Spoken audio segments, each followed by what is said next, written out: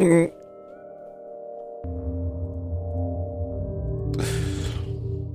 right. I could do this.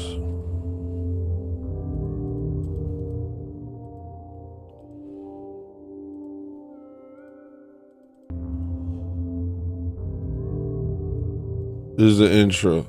It's not real yet.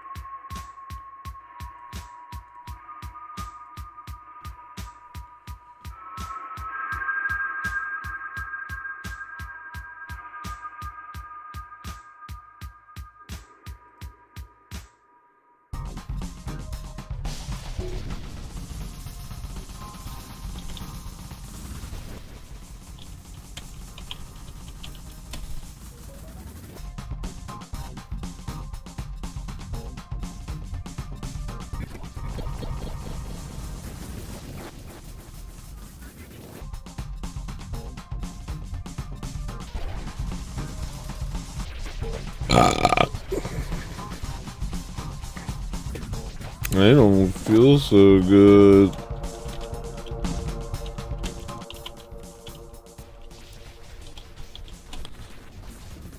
All right. Entertainment and pop culture.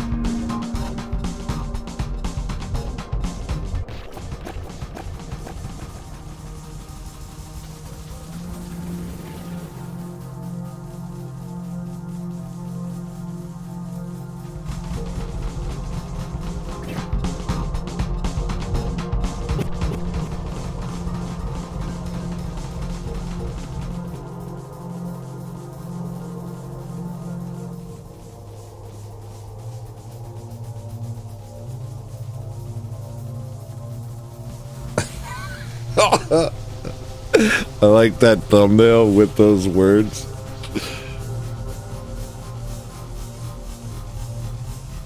Okay, I'm back.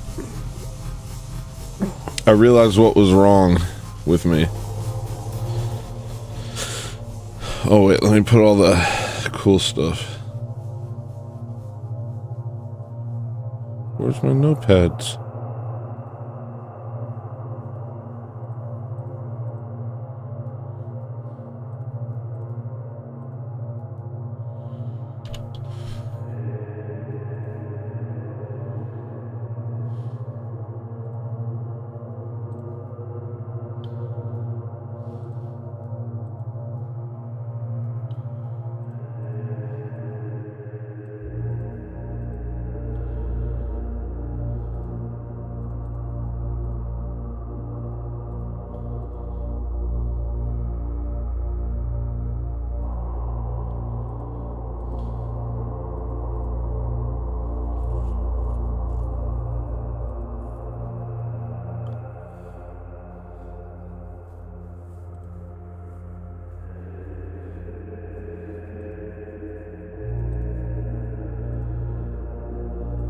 All right.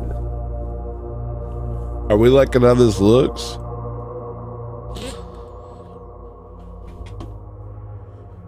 For a second, And then no. Alright, so then I'll stop the rotation. The rotation is what's ruining it. Let's just find which hue I like.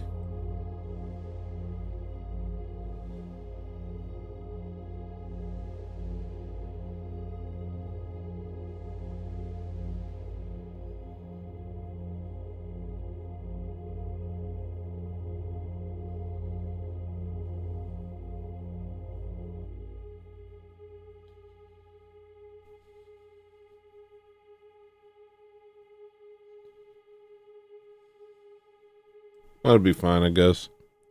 That counts.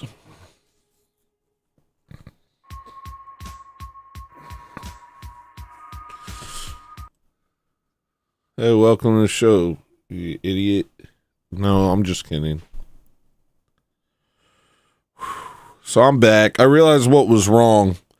What was wrong was I stopped taking Ozempic. I think I have like an obsessive personality. I obsess over everything and just act real erratic and crazy. And I think it's like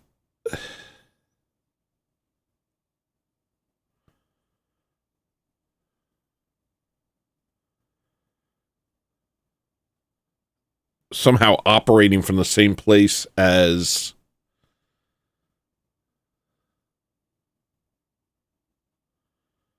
my my desire to eat a lot. So like obsessing with food, obsessing with like the thoughts in my head, stuff like that. Obsessing with this show, like getting really obsessed about this show like it really matters. So that's what's been happening. I realize that now. So all better. We're all better. I took Ozempic, and now I feel like I don't really care that much.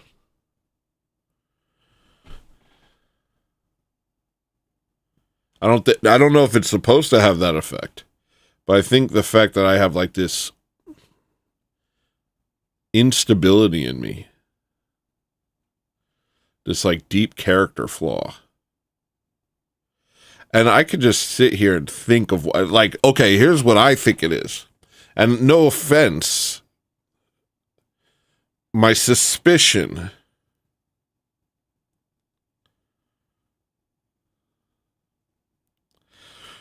is this. Okay. Here's my suspicion. My suspicion, and this is no shade to my mom. I think I think she was like a working lady. Not like in that sense. She worked at AT&T. And she commuted from New York to PA and to New Jersey, depending on where we lived. And I don't know if she did that my entire childhood or not. But maybe I didn't get enough. I don't know.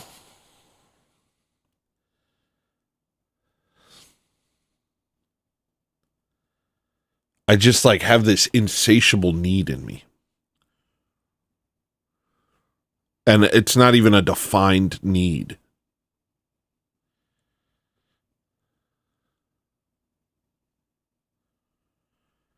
And I can like focus in on anything.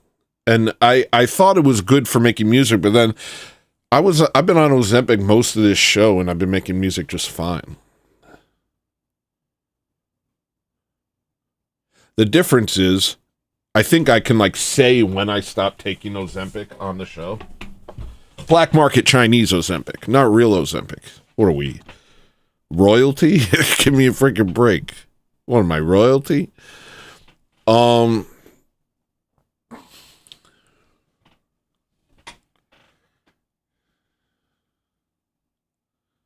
this the look? I don't know. I guess it is.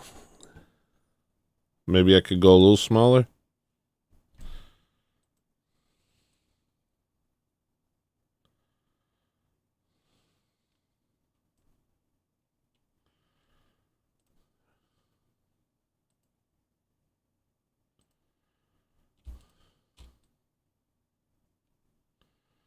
Oh, that's nicer. I like that better. What are we talking about? Let's put old Ushbaka back on.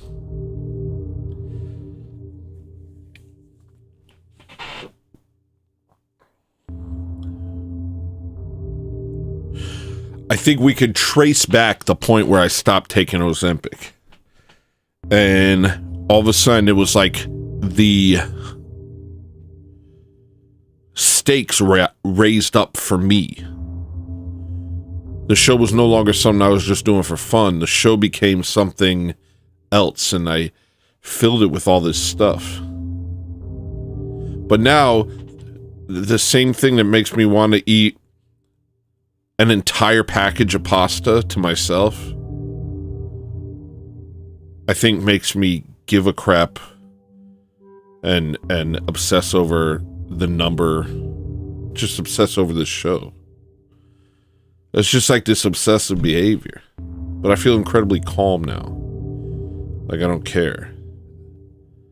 And so, oddly, people have been using Ozempic for addictive behavior, to quit smoking and to quit doing trank, probably. And, I have like an addictive personality.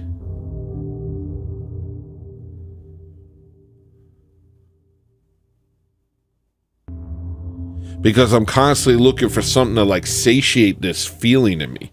The food doesn't do it. Nothing does it. The only thing that does it is prayer. Prayer and Ozempic. All you need is prayer and Ozempic. I'm pretty sure I figured it out, guys. It's not just prayer. You also need Ozempic. Ozempic makes up for the fact that I live in a world that I don't belong in. Because I don't think there's something wrong with me. I think there's something wrong with the world. I think I'm supposed to live in a small Sicilian village where I know everybody by name, and I kind of frolic from one adventure to another and fight. Almost every day I get in a fist fight with Guillermo or something. Pretty sure I'm supposed to be that guy. I'm supposed to be like the town handsome guy that everybody thinks is great, but also gets in a fist fight with some other guy who thinks he's better than me. But he isn't. Kanye. You think you're better than me? You think you're better than me?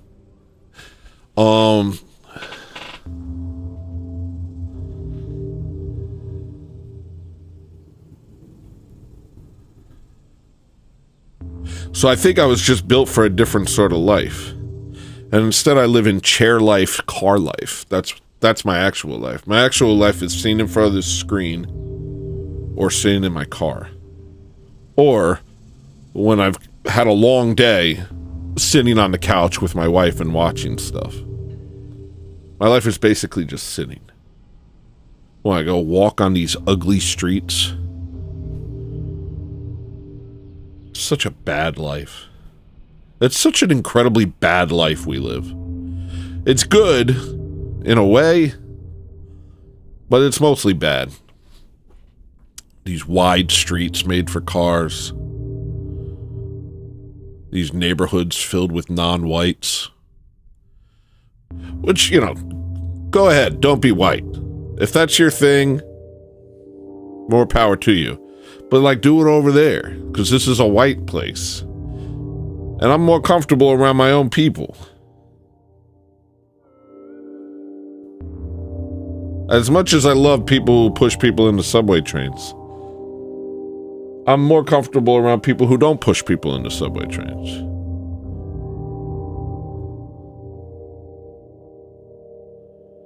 So I'm meant for winding streets, hilly streets, and walking everywhere. Oh, let me get a formaggio, let me get a mozzarella ball, or whatever. Something like that, I think. And you just, oh, thank you. And he's like, I'll give you two. Oh, thank you for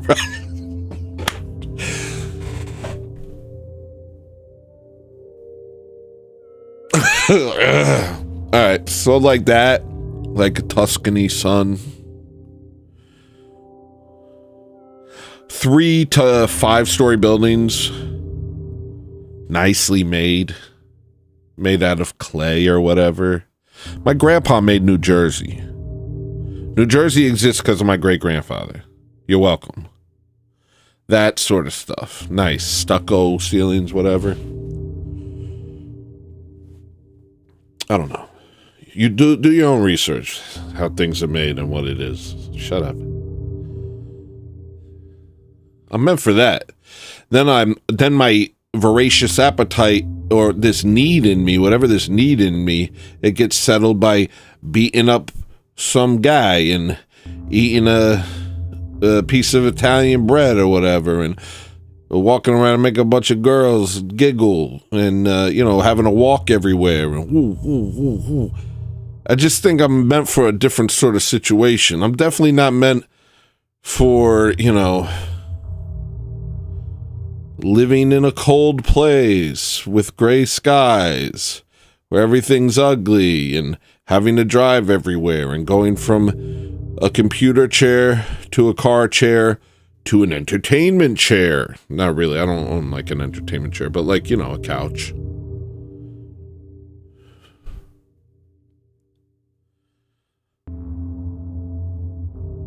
Then my obsessive personality would find its home. Surrounded by family and loved ones. Not family who kind of like me, but kind of don't. Actual, for real family. Big time family. Big time family. 5 generations growing up in the same place. Yeah, I'm bad, but I'm not that bad. Look at this guy, And we love him. You know what I mean?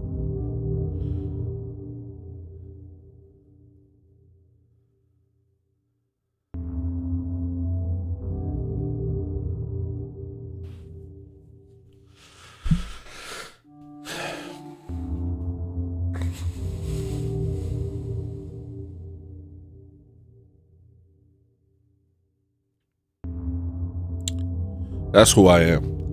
And so this is me in an environment that I'm just not made for. My arms feel it. My arms are like, I'm supposed to be punching.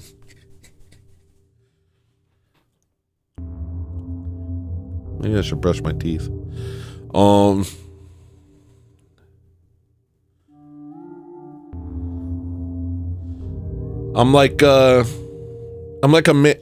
in prison. I'm like a caged bird. I'm not in the environment I'm meant to be in. I know that. I've always known that.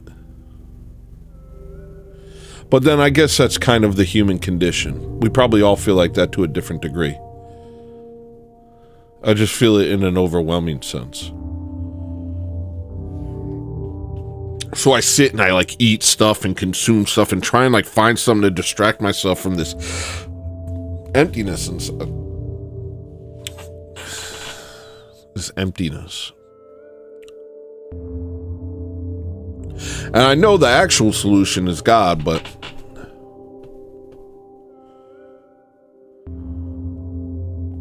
I only have so much will power.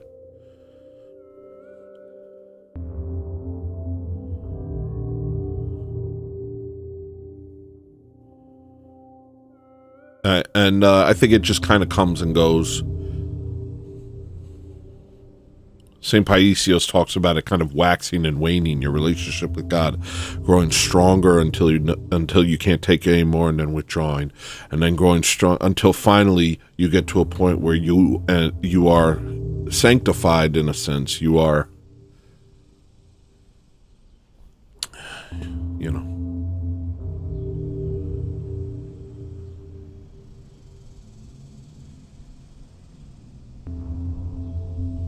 But I'm just looking at these past couple months, this month and a half, however long it was, and everything went off the rails for me. Everything went off the rails. To the point where I forgot what this show was, why I was doing it, what it was for. I forgot everything. And I broke an iPhone 16. I got so mad about this stupid show that doesn't matter. I broke an iPhone 16.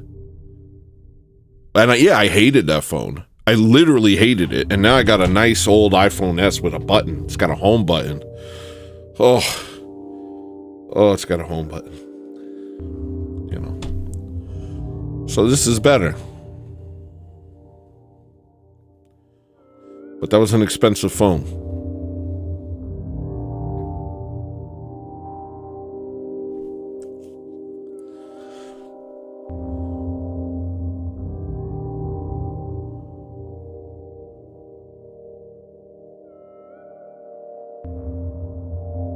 So yeah, I feel fine now. I mean, I feel tired or something, and I don't feel great. I feel sick. I feel bad, actually. But it's nice. Mentally, I don't feel this madness that I've been feeling. That's gone. And also, I don't feel like eating so much food. Because it doesn't even help when I do it. I'm like, oh, I'll just like obsessively eat a bunch of food and that'll fix me. And it doesn't at all. It makes things worse. So black market Chinese Ozempic, it's all right by me. I'm going back to that. Feel like my head's clear. Feel like I gotta take a shower, shave, and brush my teeth. But I don't feel like so overwhelmed by every freaking emotion going on in my head. I don't know what was wrong with me.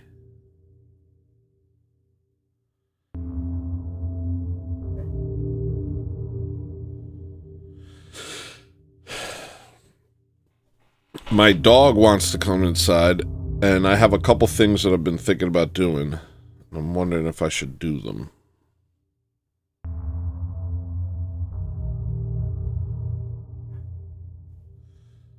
Alright, I'm gonna hit you with the BRB.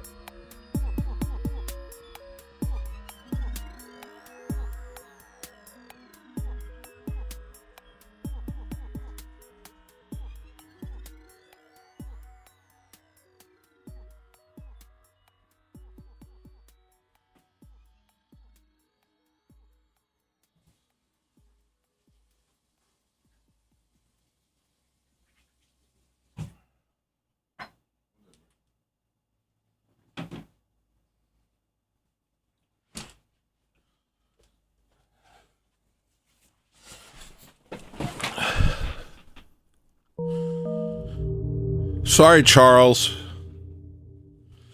Sorry for getting so angry at you that one time.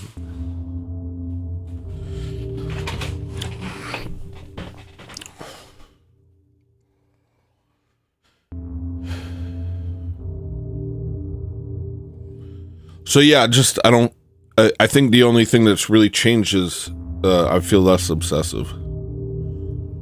So I'm not overthinking. Which is much better. For me. I don't know if it's better for the show. I don't care. That's the difference. Because the show, I was becoming obsessed. Obsessed with the audience. Obsessed with, everything. It stopped being just something I was doing for fun and started being something I was obsessing over. So, this is way better. And I'm not overeating.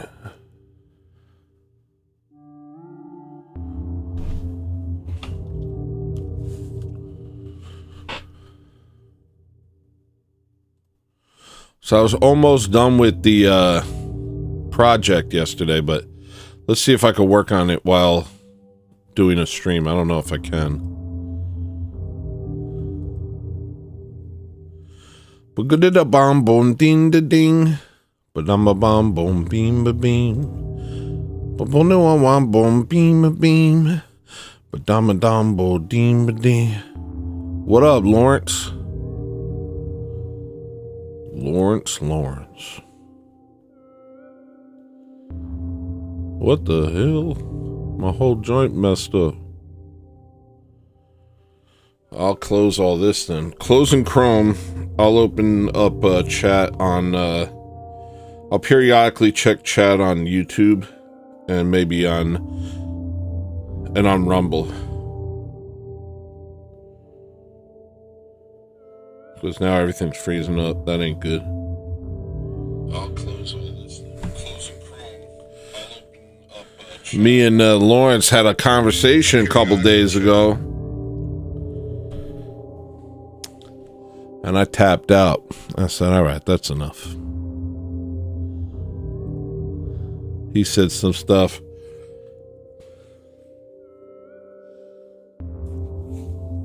Deciding if I want to get into it.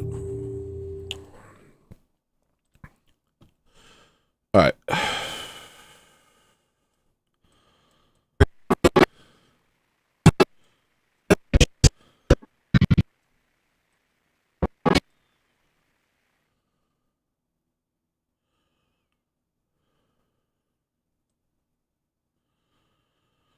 How many effects do I need to add? That's good enough. I don't care too much.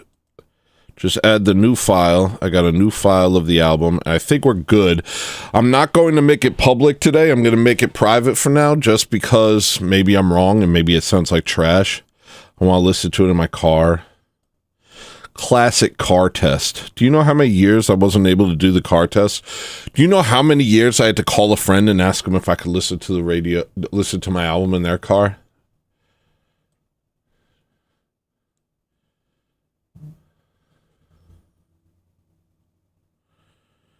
Yes. Stop texting me, yo. I'm gonna kill everybody. I'm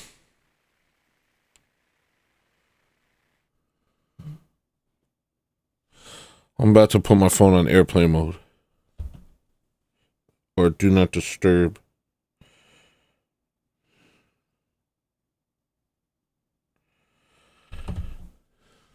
Alright.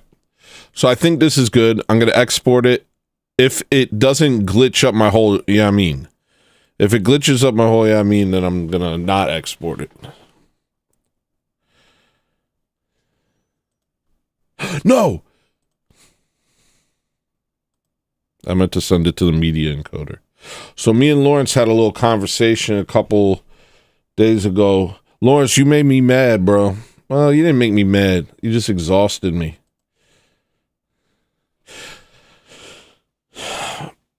Well, what makes me mad is when I see the underlying issue and what people are talking about or wrestling with, and maybe it's just a me thing. Maybe I think I'm seeing something that isn't there, but to me, I just am like, if we keep going in circles about the same things, and what that tells me is that we're not talking about the actual issue.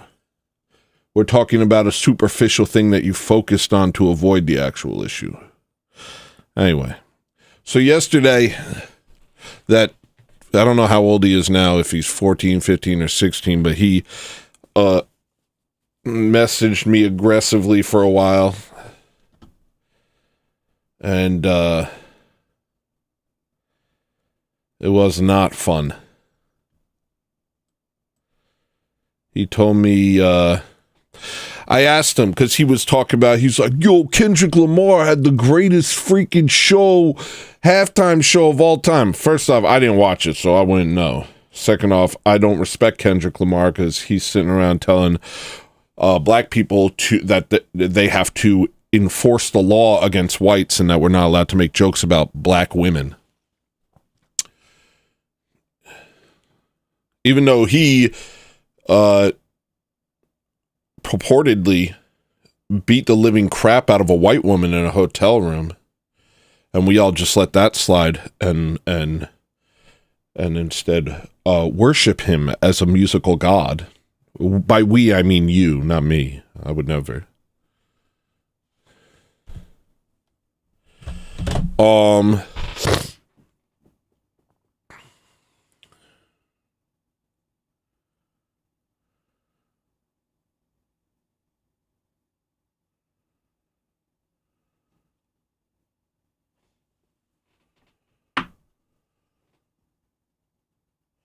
So I asked him, I said, if a white guy said the N-word with a hard R, and then a bunch of black people beat him up and put him in the hospital, whose side are you on? The white guy or the black people? Did the white guy deserve to be beaten up? Did he get what he deserved? And he said yes. And I was like, well, there's everything. That's everything I need to know about you.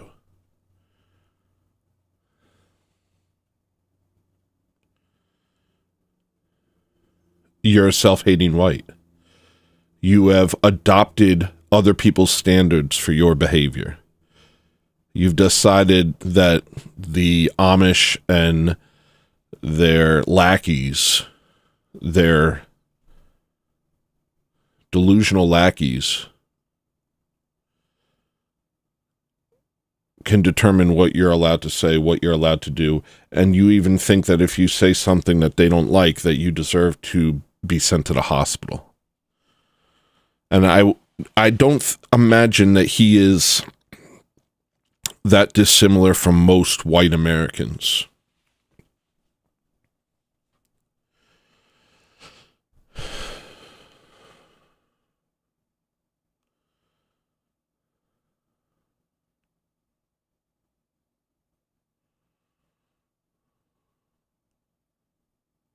And you know, the thing is,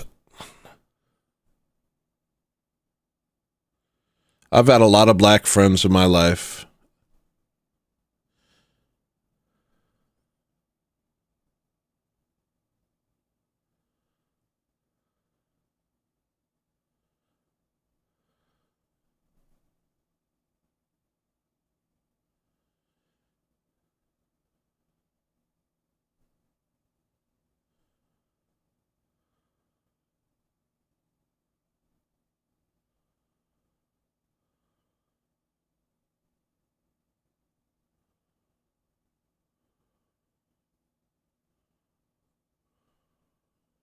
But it's like two separate codes of conduct. What they're allowed to do, say, and what we're allowed to do and say. And it's just one of many restrictions on our behavior that I resent. You know? I just resent any restriction on my behavior.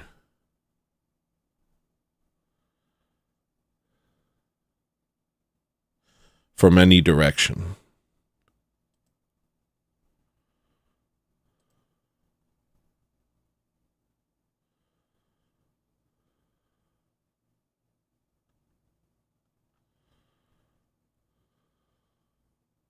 What was Ariana?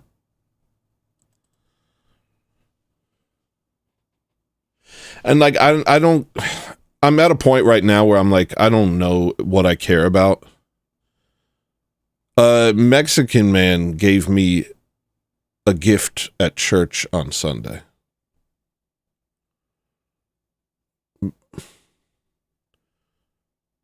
For no reason. You know, nothing happened for him to do that, but he did that. He gave me a bracelet with my name on it.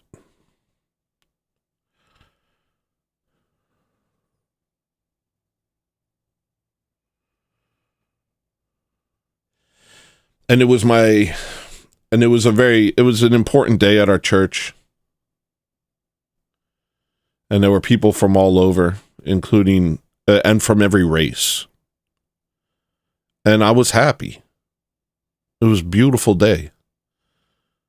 And we took a big group photo, and I was behind like a family of Ethiopians, and there was natives, there was Mexicans, there was Ethiopians, there was Russians.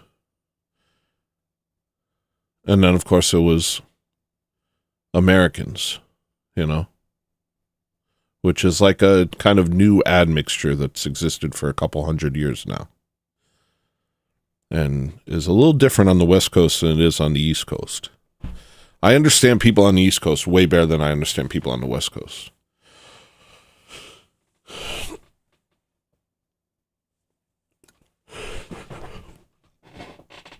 But I liked it, you know?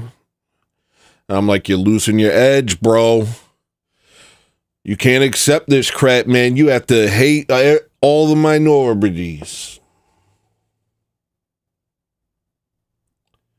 You know, and then I read a thing online that said, like, about how the Mexicans, they'll take over the job because of DEI hires, and then through nepotism, they'll just hire their own, and they'll literally look down on you if you're a white, like there's something wrong with you. And I've experienced that. I've experienced, you know, Latinos kind of looking at me like there's something wrong with me while, like, literally basically taking over our country. I've experienced that.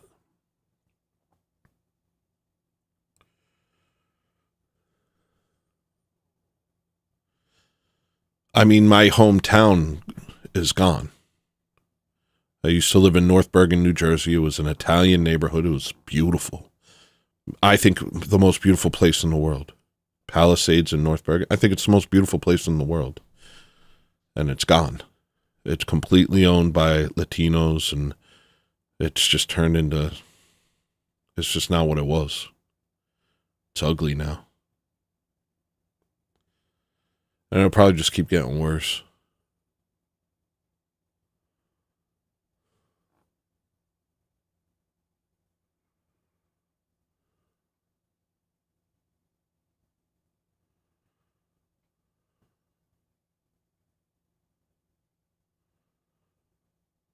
And I think about, like, when I was working in, not Palisades, but in Secaucus, near where I lived. I was working at UPS, and they would hire, like, Guatemalans and Hondurans and stuff. And they would literally find a place to go sleep and then collect overtime.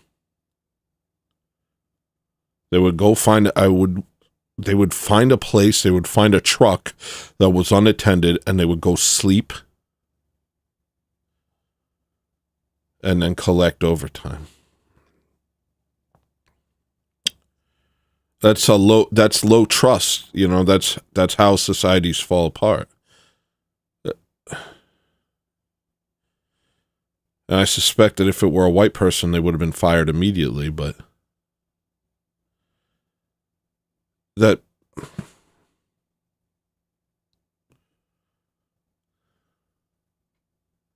we can't have a society if it's going to be like that. And so, yeah, maybe, you know, through nepotism and DEI and all this stuff, they're taking over everything. And I was just reading stories of people saying that this is what's happened to them. And it did happen in New Jersey, and it has happened in California and Texas, and it has happened all over. And And it is happening with our own tax dollars being funneled through NGOs and through NGOs. It's happening with the express purpose of destroying us. That's true. That is happening.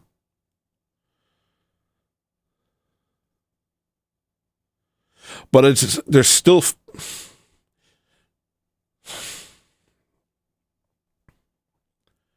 At the end of the day, they're still just people. And I hate to say that. I don't want to say that. I want to just see them as my enemy and be like, get out of here. And I want them to leave.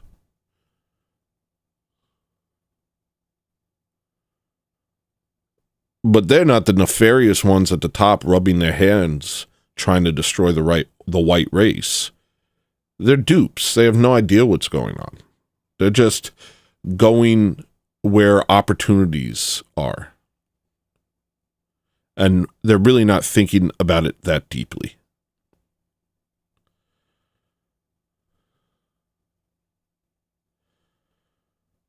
I saw a video of a bunch of black ladies in Ireland going, we taking this country over. It's our country now. You ain't never getting it back. And it was like, did y'all really just say that out of your own dumb mouths? Did y'all really just say that? That just came out of your mind? Or like, did someone encourage you to film a video saying that and post it online so niggas like me would lose their minds when we saw it? I don't know.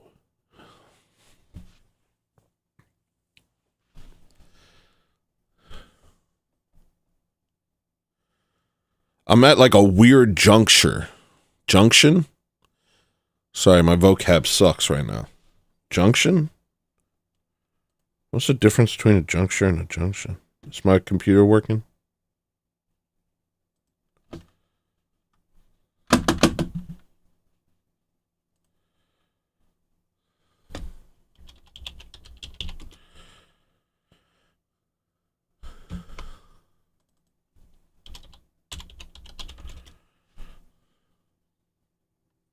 They're like the same.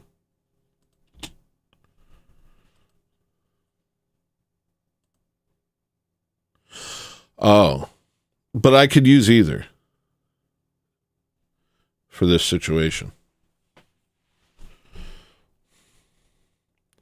Where all these different ideas are meeting.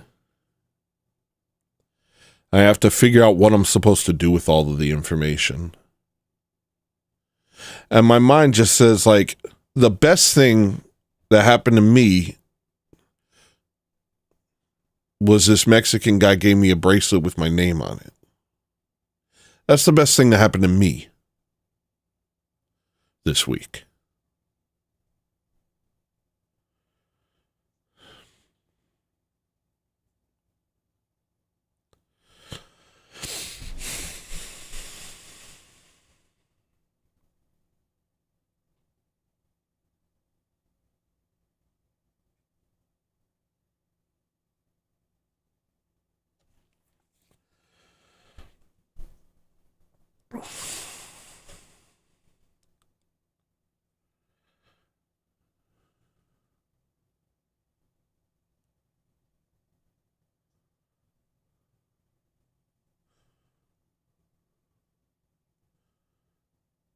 We lost our home. North Bergen is gone.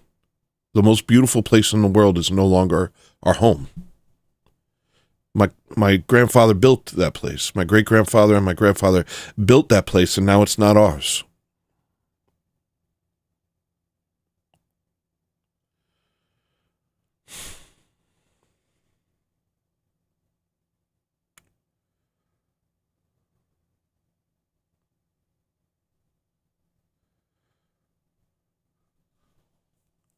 Now it's filled with Latinos who hire their own and elect their own into office, and we just got pushed out somehow. And we got pushed out by, when they came, we thought we would be racist if we said, we don't want you here.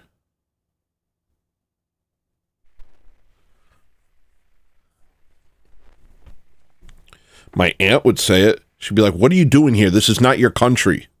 But we thought she was being crazy.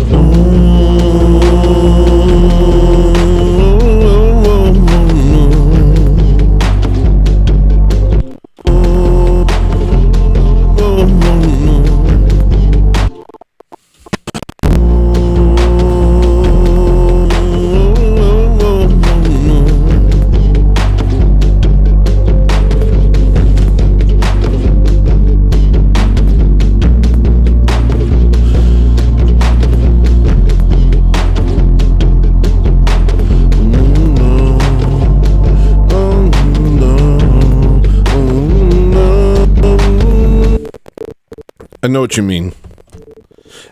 But here's the other thing.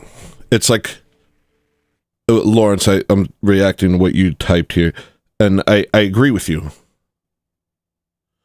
I wrote something about this yesterday, actually. I'll read it. But,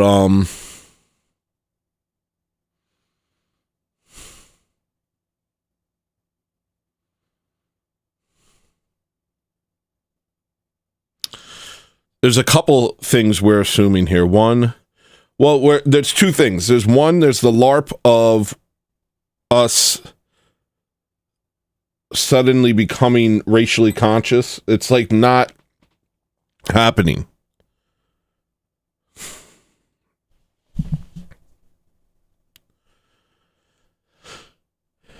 It's not happening, and it's not real. Becoming racially conscious like this. It's like a LARP. it's not, our heart's not as in it as we want it to be. If our hearts were in it, then we would be doing way more.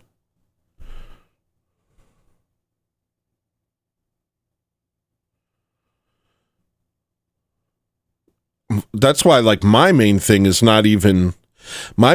teaching whites to respect themselves and teaching white men to not, to stop dancing for these niggas. Like, that's my main thing, is don't dance for these niggas. Like, just don't. Don't try and ingratiate yourself to them. Have some self-respect. Realize the value of your heritage. I feel like that's that's my main goal for people, is like just trying to get white people not to hate themselves. Trying to get white people to not sit there and look at their past and say that everything that I did is the worst thing ever. Everything my ancestors did is the worst thing ever, even though everyone else did it too, to different degrees, and many of them are doing it right now. But it's especially bad when we do it for some reason. Like, I just don't want to, like, removing that brainwashing from white men is like the most important thing to me. Getting white men to not pretend that they're okay with seeing black men with white women, that's a huge thing. Like,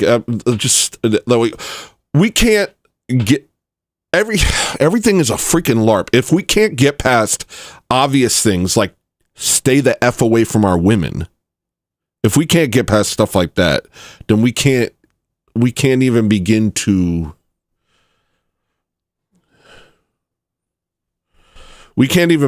deal with the other things.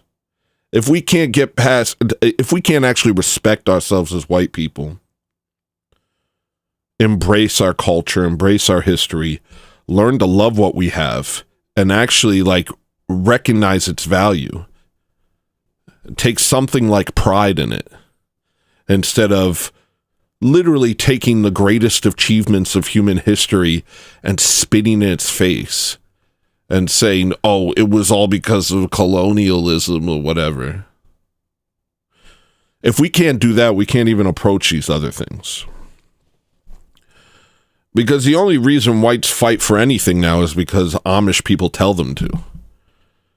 The only thing whites fight for is whatever a Khazarian media mogul tells them they should fight for, or whatever their Zionist pastor tells them to fight for. Whites don't fight for whites. Whites don't fight for white identity. Whites don't fight. Whites, like, they'll go and they'll fight, but you have to tell them why they're. Why? Oh, for freedom or for democracy or whatever. Then they don't fight for their people because they have no consciousness of their people, what their people are. That's been beaten out of them. So before we can even think, so that's one thing. The other thing is to ascribe hatred to everyone around us is convenient. And in many cases, true. I mean, when it comes to the Khazarians, yes, they hate us. When it comes to the Muslims, yeah, they pretty much hate us. There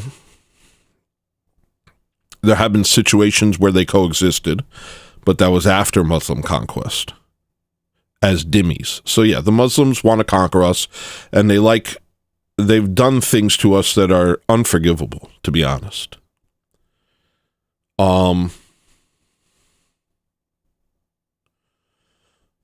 So when it comes to worldview, yes, there is hatred. And maybe all these people from South America just hate us. How stupid is that? How stupid is it? Like, let's say you're right. Just the whole world just hates us. Is everyone just so dumb that they're just jealous? Or has American imperialism affected like the entire world and we are being duped for basically Israeli policies? We're being duped because Israel convinced American leaders to send our white children to war for their interests. And so everyone thinks that we are scum.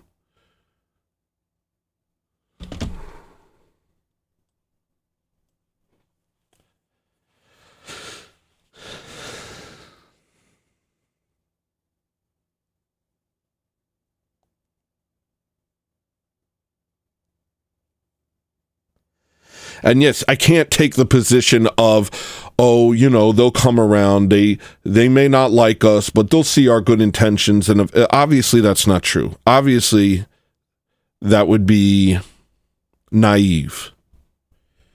But the other end of the spectrum, and what I've always been doing on this show, is convincing people that they are hated. That's what I've been doing on this show. It's convincing white men, listen, white men, people hate you. And we know that. We know that that's true. The difference is recognize it, and instead of identifying with your enemies, identify with yourself. It doesn't mean hate them back, but it means recognize that these people hate you, want your destruction. They laugh when bad things happen to you. They have a code of conduct for you specifically that they expect you to follow. They rely on your self-hatred. They become comfortable with your self-hatred to the point where if you don't hate yourself, it seems like an act of violence to them.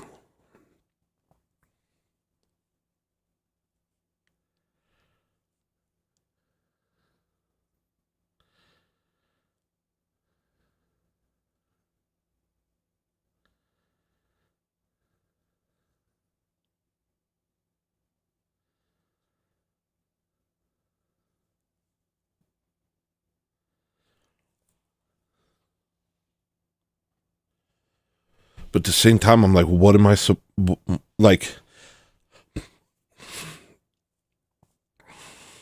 I don't have a solution to it. I don't have a solution to other people's hatred of me.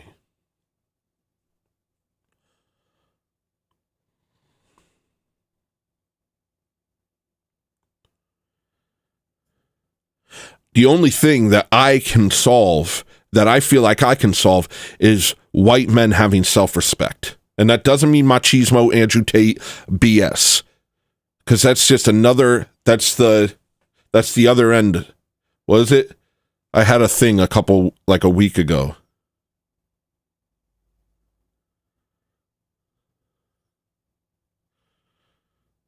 I forget what it was. On one end it's machismo and on the other end it's cuck. And you have to walk the narrow path where you're neither machismo nor cuck, because both of those are caricatures of what it means to be an actual man. They're caricatures of masculinity. Well, one's a caricature of masculinity and one's a subversion of masculinity. And white men seem to be falling into both of those.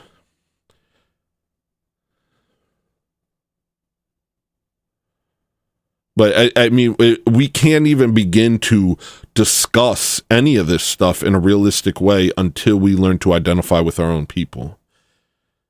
And that's not easy.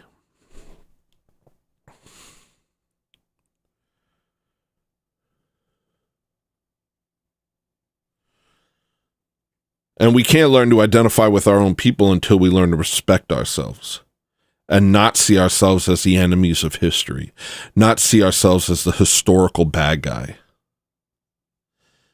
And that's being reinforced constantly. When I talk to this kid and I'm trying to convince him to stop glazing black people, stop glazing black culture. That's actually trash.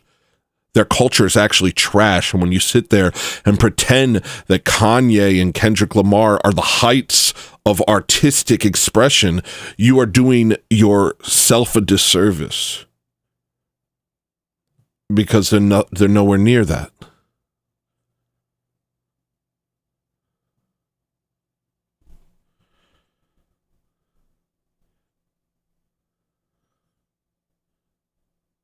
But I talk to this kid and he's constantly bringing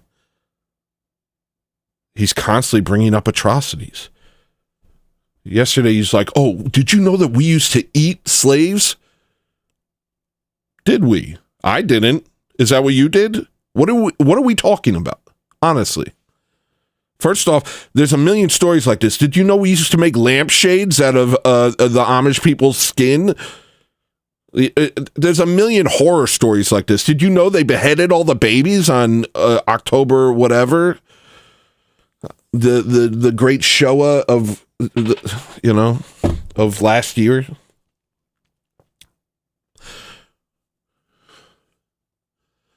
There's always stories like this, which that's another thing too, because then those stories also come our way. To pretend we're not immune to pretend we're immune to propaganda is also foolish. But I talked to this kid, and he always has some new story about why he should hate whites, and I'm like, you're a self-hating white, and he refuses to acknowledge it. He refuses to recognize that he hates himself, that he hates whiteness, that he sees whiteness as a bad thing, exactly like our Amish captors. Our Amish psychic captors wish us to think. I can't get them to see out of it. I mean, I'll go, and it'll just be like, you're just not seeing it. You don't see how demoralized you are. And so, like, that needs to be fixed first. How can we do anything else? We have to teach white men to appreciate whiteness, to appreciate what we are and what we have, and not see ourselves the way our enemies see us.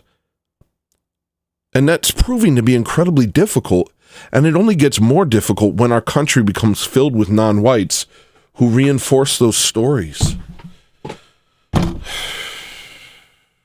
Give me 1 second.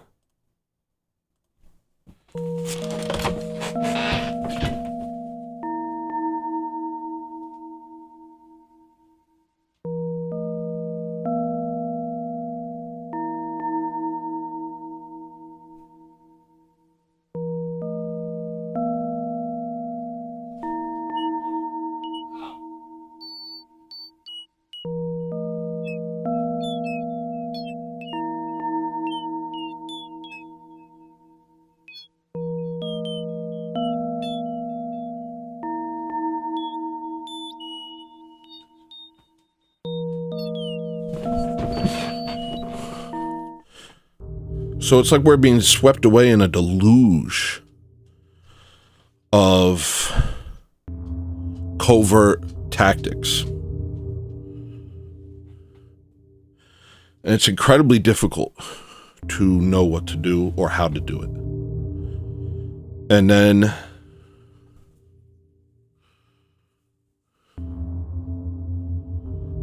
I even find it difficult to know what to think.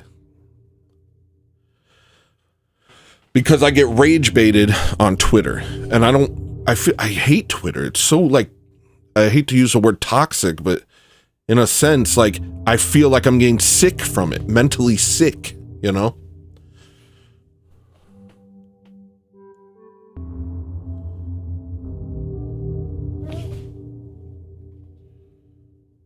Because I get so angry, and my sense of justice is, but it's like, how many times can your sense of injustice be triggered and you do nothing before it's actually just a way of desensitizing you, desensitizing your sense of justice? You know what I mean? Like, nigga, I've been watching all this stuff since 2018. I got put on to what's going on in the world in 2018. And I just learned and learned and learned, and everything just got reinforced constantly for the past, how many years has it been now? 7 years. 7 years of me just being overwhelmed by anger at the injustice of it all, and then just what? There's nothing. Just like nothing, just doing nothing with that anger except for like making art. That's what I can do. But it's like in the same way that seeing like horror movies or violence in media makes you desensitized to violence. How many dead Palestinian kids have we seen now? How many horrible mutilated children have we seen now? I can just look at that now. And it's like nothing's happening. I've seen so much horror that now I'm desensitized to it. And I've seen so much injustice against white people that now I'm like desensitized to it. And I wonder if that's the point of things like Twitter, is to just berate you over the head with it until you just kind of cave in and stop caring. Or you just kind of not even cave in. It's almost like you recognize how powerless you are. Demoralized. You become demoralized. I can't, it's either this has to stop affecting me or I have to do something. And there's nothing I can do.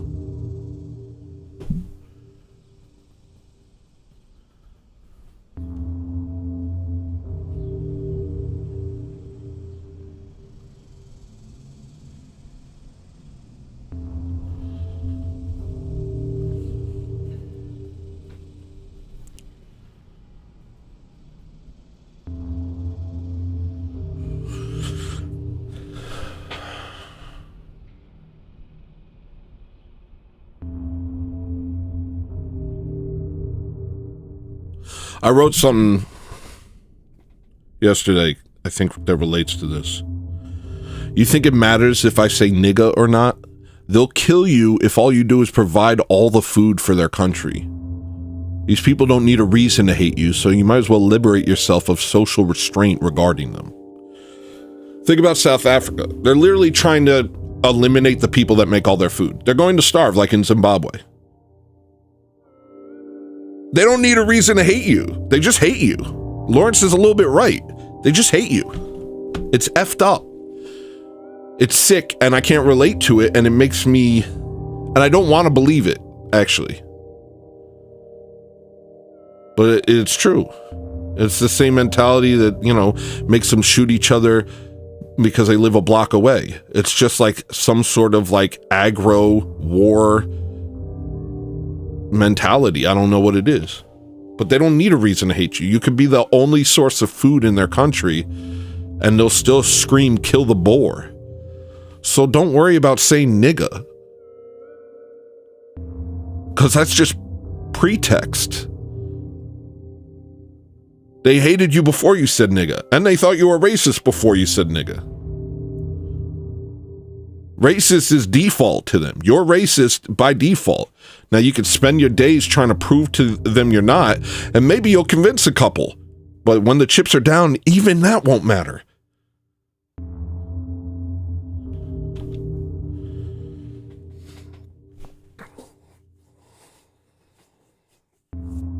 Because you could be providing them with all the food in their country.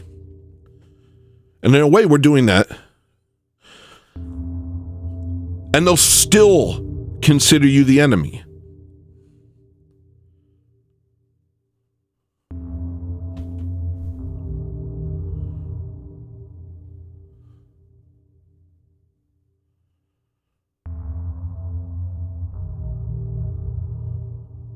And so, I do think whites need their homeland. We do need our own homeland. We do need to be amongst our own because we are different. But I know a lot of Russians, and Russians seem a lot different than American whites. They're very stoic, reserved. They eat a lot of dill.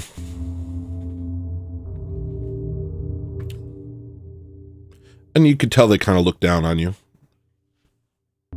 Some of them, not all of them.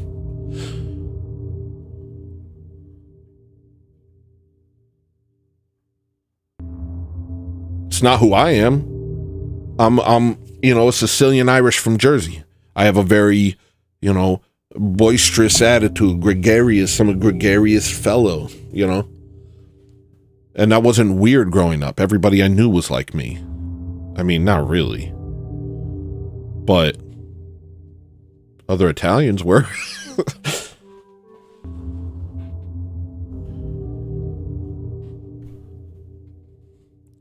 But that's besides the point. That's just kind of like an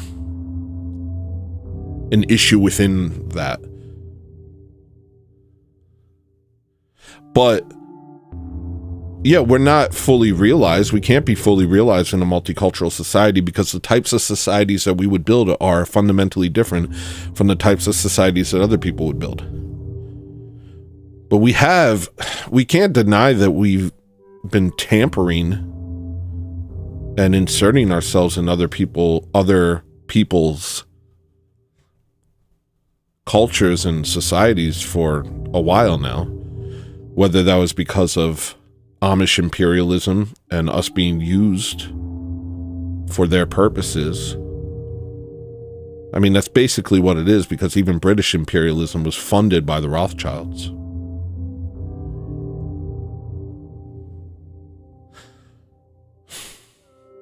And I mean, we could see even in white people now, we see white people worshiping black people, pretending that what black people doesn't bother them because they don't want to be called racist,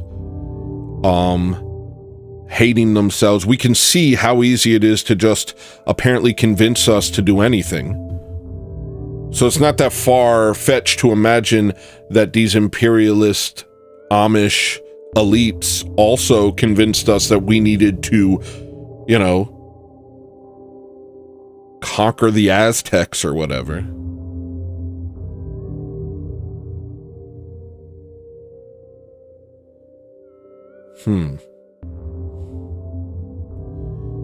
And it would be easy for me to blame everything on them, but that's another thing. Do you see how complicated this is? This is why I can't talk about this stuff, because it's not so easy. Because we play a part in every single step of that ladder. Every single rung of that ladder, we play a part in. We ask for the money. We allow usury into our country so that we can fight wars against our brothers. And then we go and conquer other lands so that we can get more resources to use to fight our brothers. We're complicit in all of it. It's like porn wouldn't be a problem if men didn't look at it. I mean, it would still be a problem, but you know what I mean? Like, I didn't realize how destructive this all was till I was older.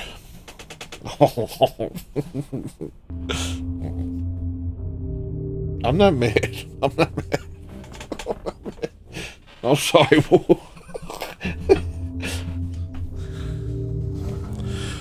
I mean, I knew how destructive it was when I was younger, but I was still beating my meat, you know what I mean? I was still looking at it, and I was still beating my meat.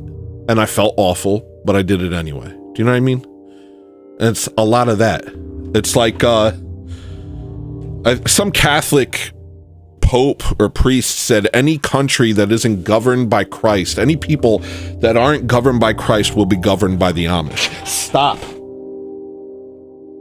Stop. Stop playing with me. I'll kill you. I'll kill you. No. Stop. Get out of here.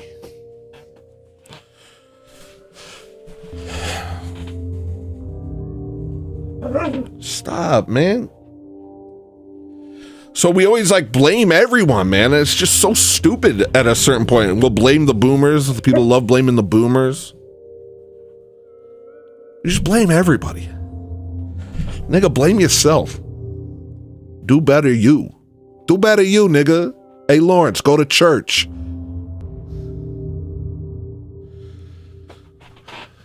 Because we're all part of it. And we could sit around and get mad about the degrees to which other people are part of it. But all that does is distract us from the work that needs to be done personally. Right? Am I wrong?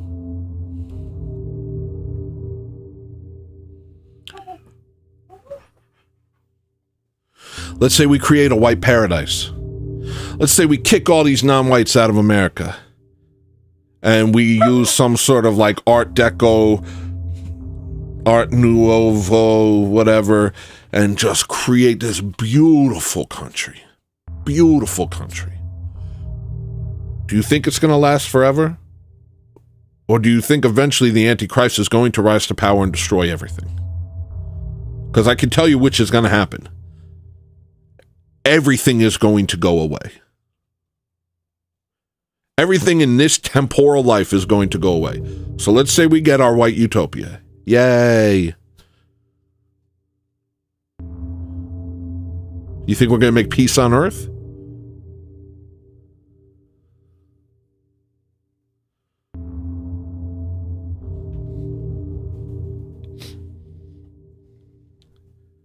It's gonna end. And ultimately, there can be no utopia in a world under the shadow of death. We have to exist in the eternal kingdom of God if we're really going to get what it is we need. So that's not to push all of that stuff aside and say it doesn't matter, because I do think it matters. But none of that will come about unless we start working on ourselves. Seeing here, patting ourselves on the back for not being cannibals is kind of low tier. You know, oh, I didn't push anybody in front of a subway train. That shouldn't be your baseline. We shouldn't be comparing ourselves to savagery. We should be comparing ourselves to the saints.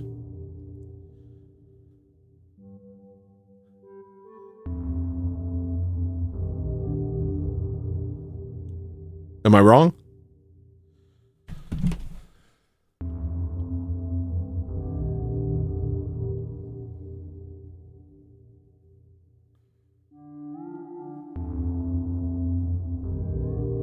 Sorry, this phone's slow.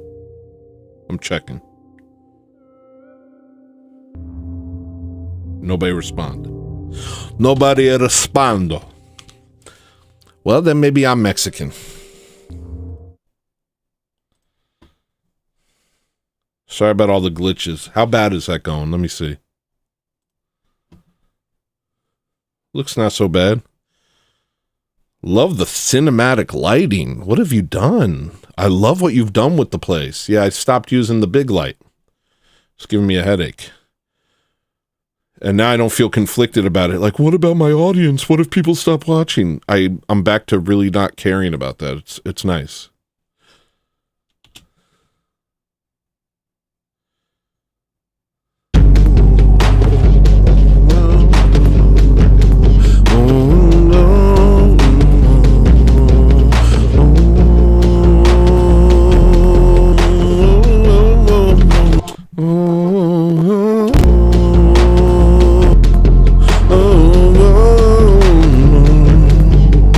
That's how it's supposed to go.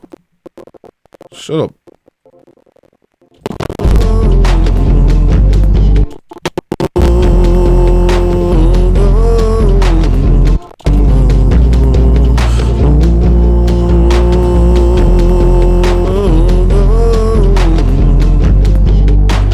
Something like that.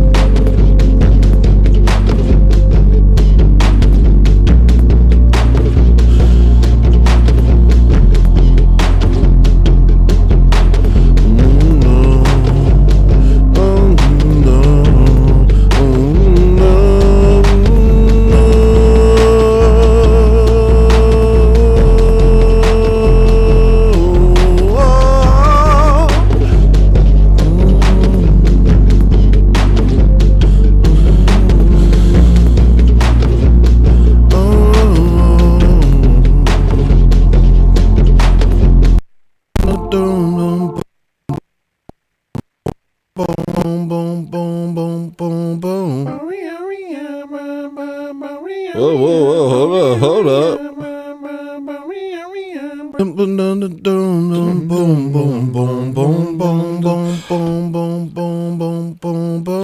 I worked on this on a show recently, or not so recent, but I remember getting mad about it. Man, these Ozempic burps. It's not even Ozempic burps. It's like, I don't know what's going on with me. I hate it. I feel so crappy, but also not insane.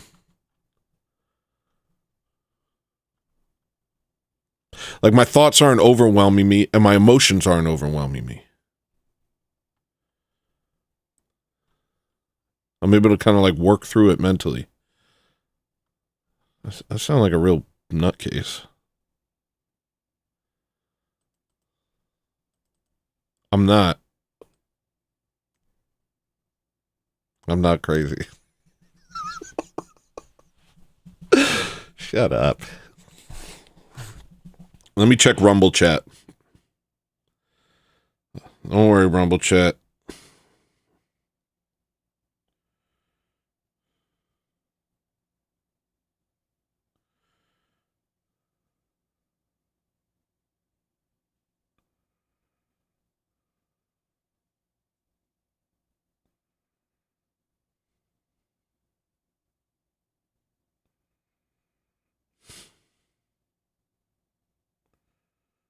See what's going on in Rumble chat.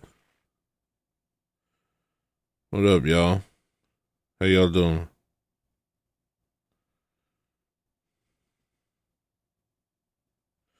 I got Rumble chat open in case y'all watching over there.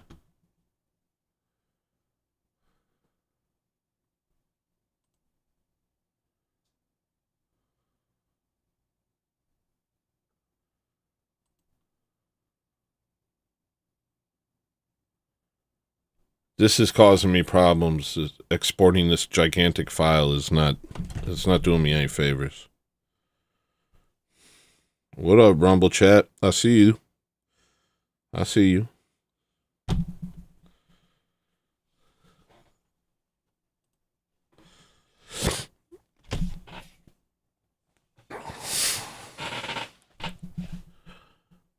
Yeah, it's gonna be a little laggy today because I'm exporting a gigantic file. But I like the look today. I like the feel.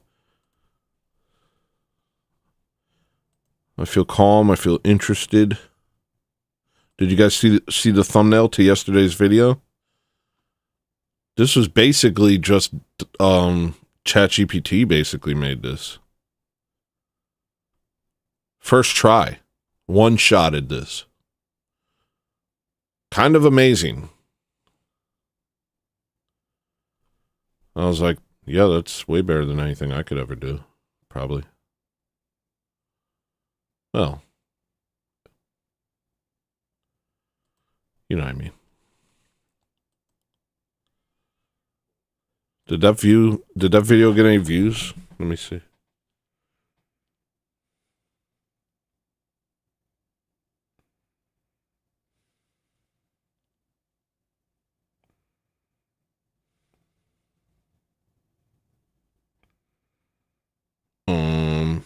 It's only got 11 views. The I Hate the Youth video. 11 views, no likes, 1 comment. It's fine. I'm chill. I'm a chill dude. Nothing really bothers me. Oh, what? This gun? Oh, I was just holding it. Why? Is it bothering you? Oh, it's just a gun. What's the matter? I'm a chill dude. Things don't bother me. I take black market Chinese Ozempic. I'm chill as heck, dude. I'm basically on SSRIs without the suicide. SSRIs stand for suicide. Sounds really interesting. That's what SSRIs stand for. My condolences to anyone who lost somebody because of them. But also, I'm feeling pretty good right now on Ozempic. I don't feel obsessive. You know, I become convinced that I need to feel insane in order to be a great artist, and everybody likes to kind of reinforce that stereotype.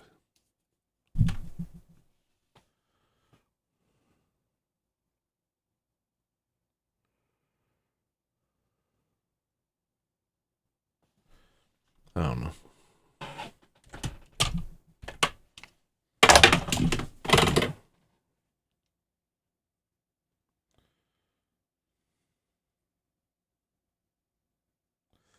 Let's see what other notes I got. Judaism, more like sputism. Why don't you get out of my face before and then I didn't finish it. Before I kick you in your bootyism.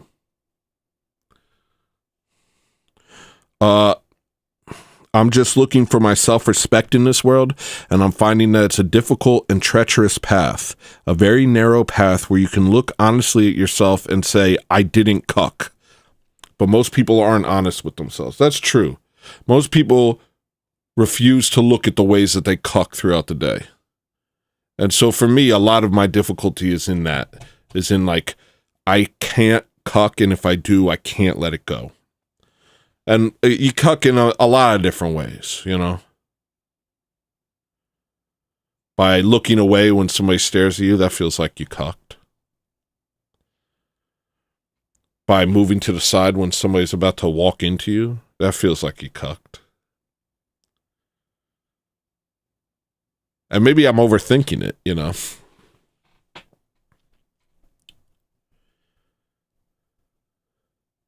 Because you could go so far whereas you see being kind as cucking. You could be like, oh, I was nice to that person. I was being a cuck.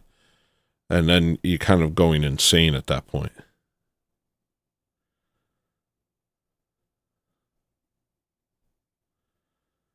But I take all of that stuff really seriously, and then I have to look myself in the eyes at the end of the day and say that and deal with that. And I think most people just kind of, they die their 1,000 cowardly deaths and just pretend somehow they're able to ignore it.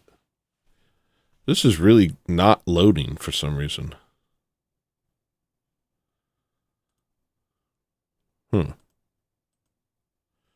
going to close this and hope that nothing bad happens.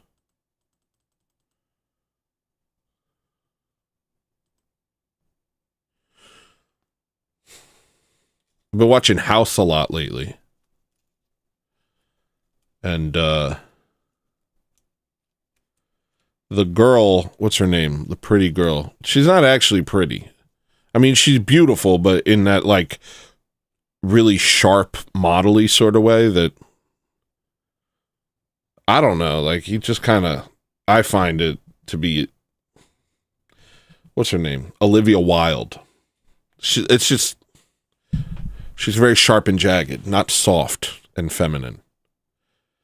It's a look, I guess. Maybe if she was soft and feminine, it would bother me more. But because she's like a witch, not really, but kind of like witch looking, it doesn't bother me so much that she's in a relationship with the only black guy in the show. Even though she's technically the most beautiful girl in the show. Technically. Her beauty is the kind that does not attract me. It's more the kind that I look at clinically. Like Dr. House. I say, oh, interesting, your eyebrow ridges. Oh, look at that jawline. It sticks out further than the shape of your head. Is that attractive? I don't understand. Hi, bird.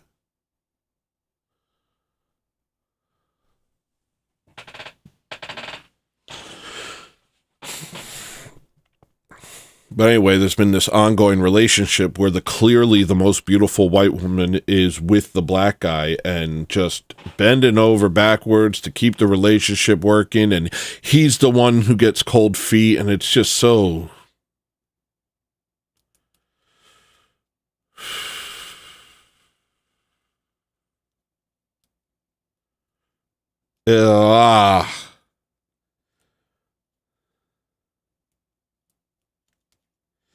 It's so conditioning. You know what I mean? It's so white girl conditioning. You know what I mean? It's so white guy demoralizing and white girl conditioning. White girls are going to see him with his six-pack lying down on the bed and the most beautiful girl in the world under his arm. And they're going to say, well, the most beautiful girl in the world is under his arm. So I guess I should date outside my race because the most beautiful girl in the world did it. You know?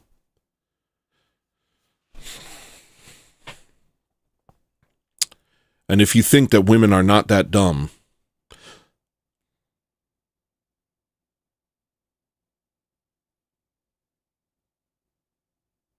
just this face at you.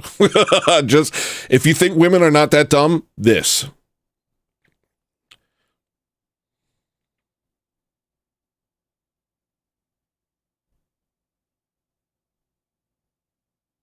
That.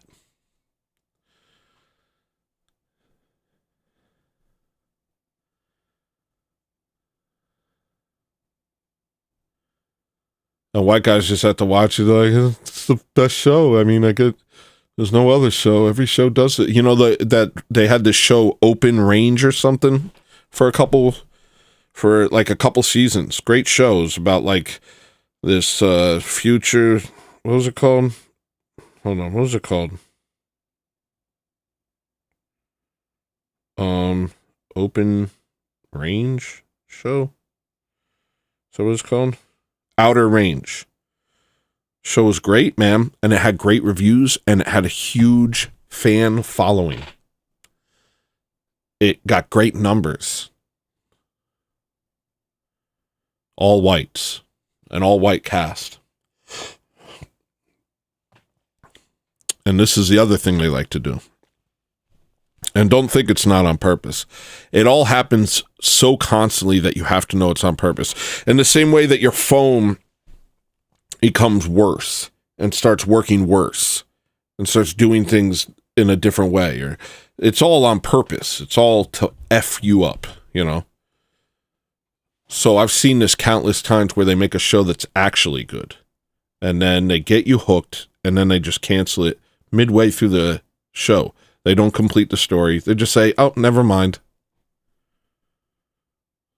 And it's never a show where it's niggas and snow bunnies. It's always a show where it's white guys being masculine, dealing with white issues. It's always that kind of show.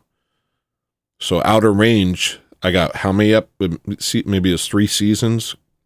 And then all of a sudden, it's gone. Gone. Bye. Oh, did you like it? It's gone. Don't think that that's not on purpose. Don't think that these people, these executives, aren't doing this on purpose. You'd be a fool not to realize it. It's happening on every aspect of our societies. Nothing is for us. And whenever something is for us, it's like a punch in the gut. They're like, you thought that was for you? Stupid. You know what I mean? Nothing's for you, idiot. You know what I mean? That sort of thing. Sorry, Wolf. Wolf's like, are you mad?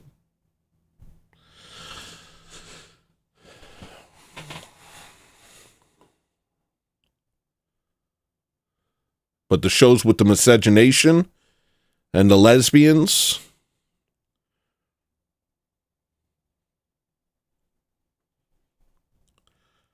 and the DEIs and the LGBTs and the multi-culti. Oh, man, 20 seasons. Nobody's watching it. Who cares? More seasons. I'm pushing through. The show's good. I love House. I love watching House.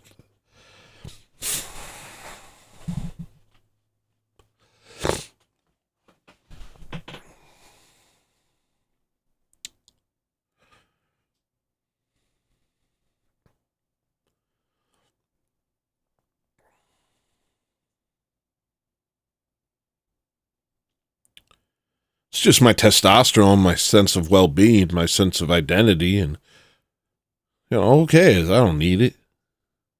I just watch this black guy sleep with the most beautiful white woman in the world, and I'll watch her fawn over him in a way that she didn't fawn over any other man in the entire series, and I'll know that millions of white girls watch this show and think, oh, Olivia Wilde did it, and I can't tell the difference between television and real life. Maybe I should date a black guy. And then they get a black eye and a black child. And that's fine. That's fine. Whatever. Tomato, tomato, right? You know what? It could be anything. You could just do whatever. I don't care. It's just fine. Just do that. And I'll watch, and my balls will shrivel, and I'll feel myself slouching, and just recognizing that there's no freaking hope for us. I almost cursed. And just kind of sinking into my own body and say, it doesn't matter. It doesn't matter. Because part of demoralization is they've already done everything to us, you know? Like with the little kids that they take from Christian lands, they'll conquer a Christian land. The Muslims will conquer a Christian land, then they'll take the little boys and turn the little boys into these sort of clown sex slaves that dance for them, and then they have sex with. They'll do this to your son. And it's like, you're like, what else can they do to us? It just kind of, like Genghis Khan would, he would attract all the fighting men out of the city and have a backup army that would, once the fighting men came out to fight them, the backup army would go in, rape all the women and children, and slaughter them. So then the men who are fighting would lose all will to fight.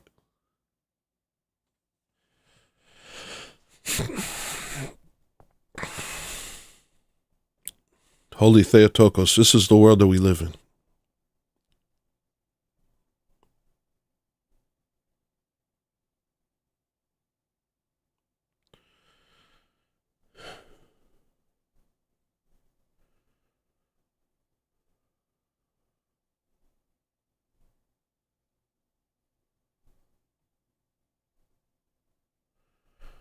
So that's part of it. You know, you just see it so much, you're like, oh, whatever. There's nothing I could do. Your arms get fatter and less muscular, and you just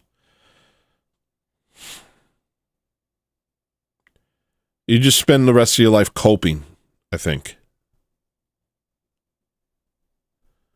Because that's the point of demoralization. The point of demoralization is, they've already clearly won.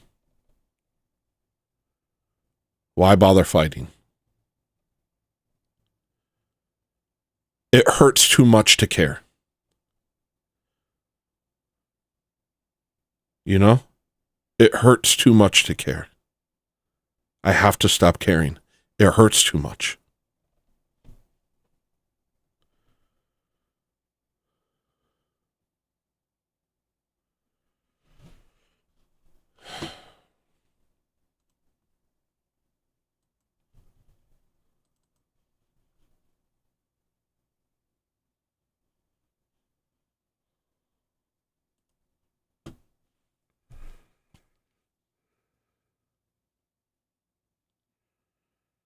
She's still talking about house?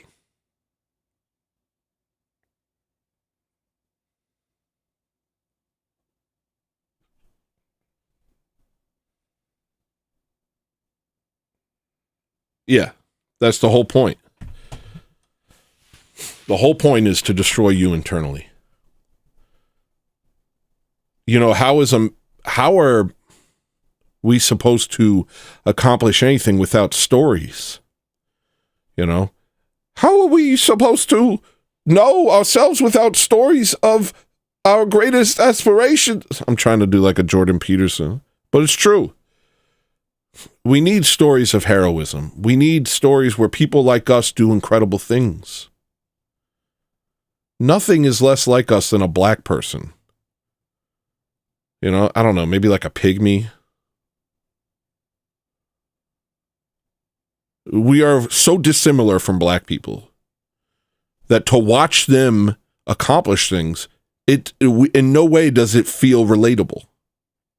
So when we have a bunch of shows where they're doing incredible things, it does nothing for us because we aren't them. And to identify with them would be an act of cuckery. To identify with them, what? I can't even comprehend that.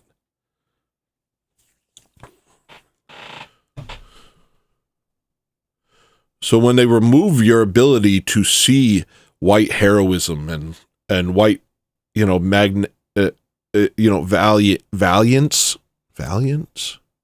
valor, and they take those stories from you, those are so crucial to human development. Every culture has had them, down to like the most like secluded Amazon tribe, but they take that away from us and instead show us stories about how evil we are.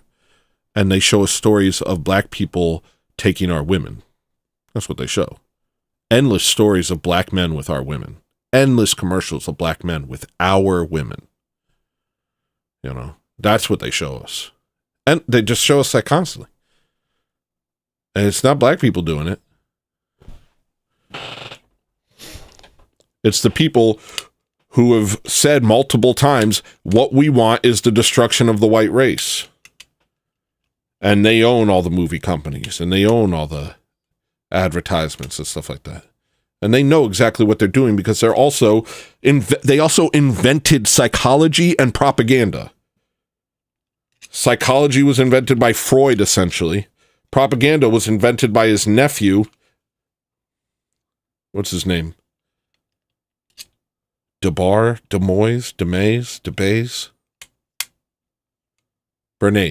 Bernays. They know what they're doing. They know how to do it.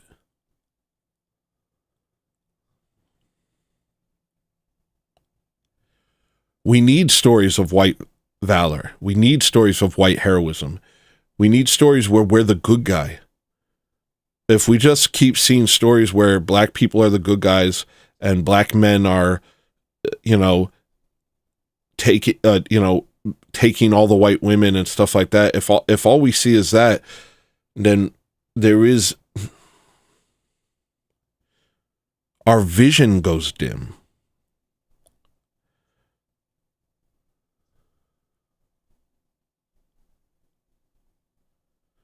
And other races could watch me say this and say that I'm being racist, but if the situation were reversed, and it has been in the past, they would be saying the exact same thing. And they have.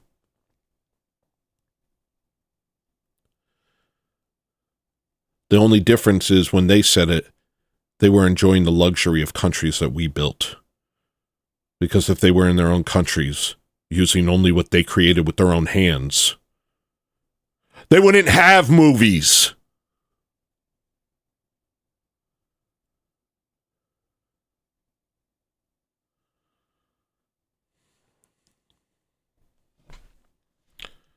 So why won't Ableton open? I don't know what's going on.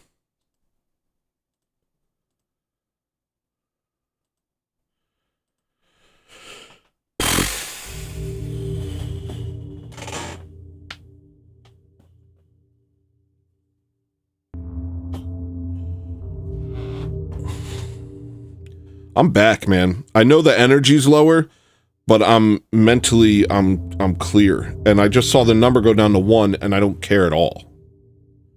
This is great. I just saw the number go down to 1 and I don't care. This is great. There was also this one show. This was a great travesty. Speaking of shows that got canceled, there was this show on Amazon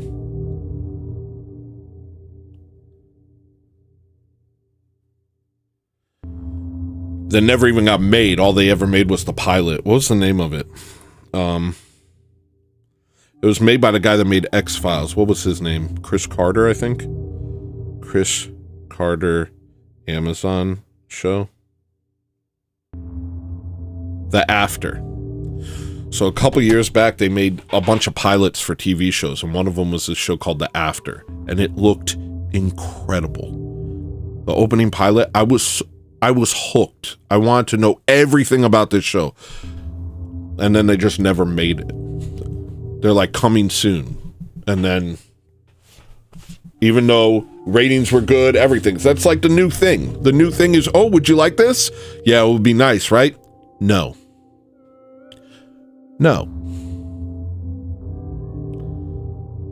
What, you think we're here for you? No. Oh, you would like it?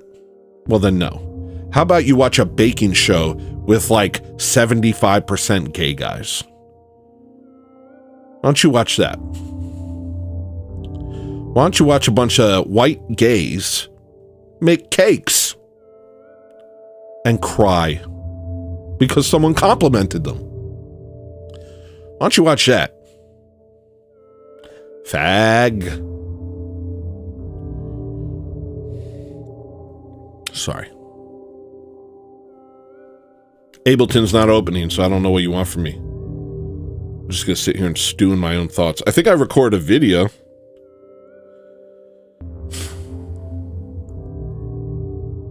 I might stop soon.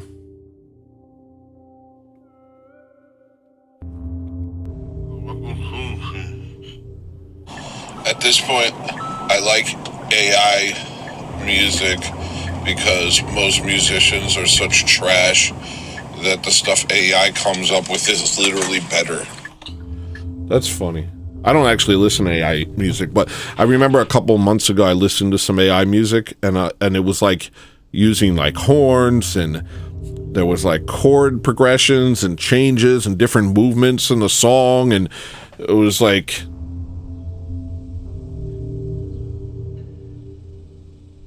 there's no humans making anything like that.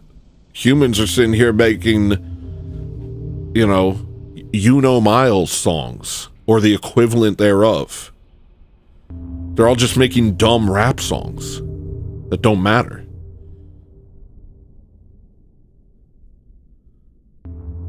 They're making sloppy, retarded rap music.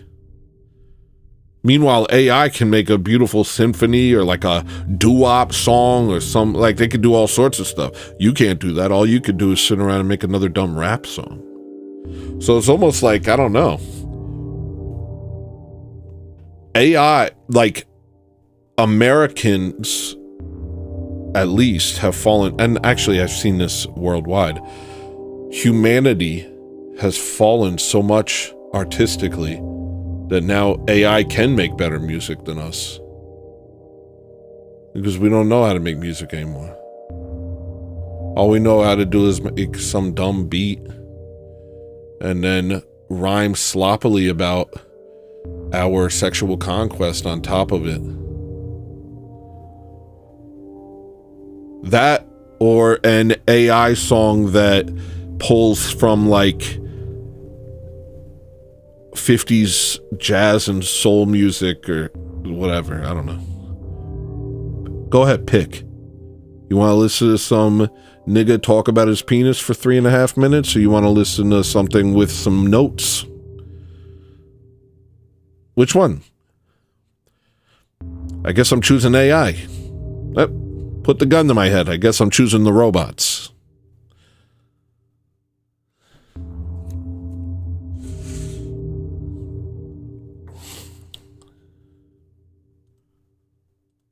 So does Ableton think it's open? Yep, Ableton thinks it's open. Alright, so what I'm trying to do is upload this album that I've been kind of working on.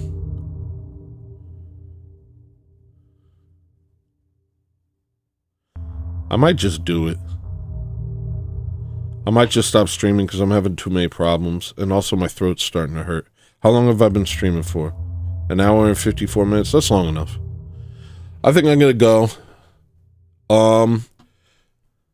Thanks for tuning into my stupid show. I love you. You're all wonderful people. If you're white, stop hating yourself and stop glazing black people. If you're black, stop hating whites and start lifting them up. And also get out of my country. We didn't bring you here. The Amish did. Learn your history. We also didn't own you. It was mostly Amish people.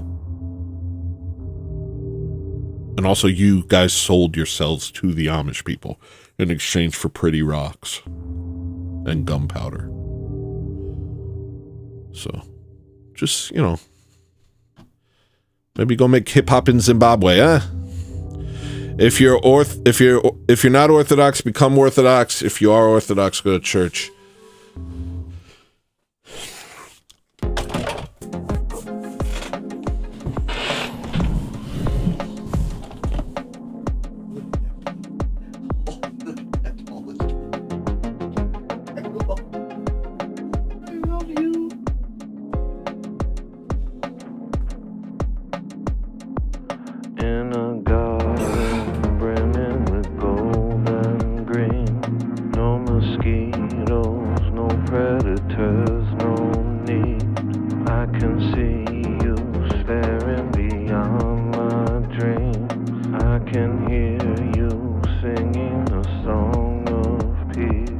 As a way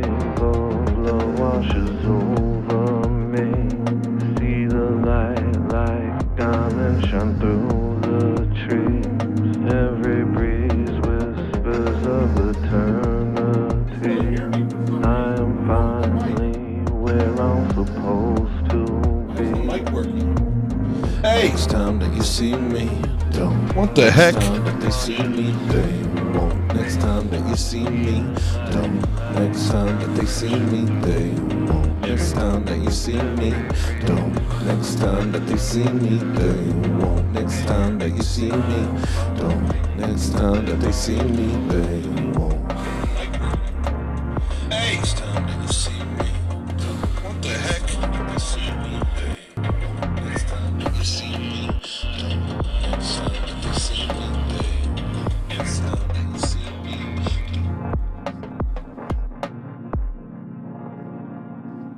they won't.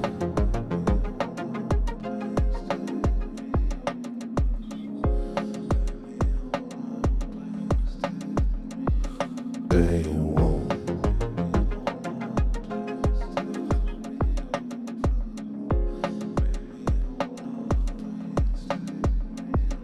They won't.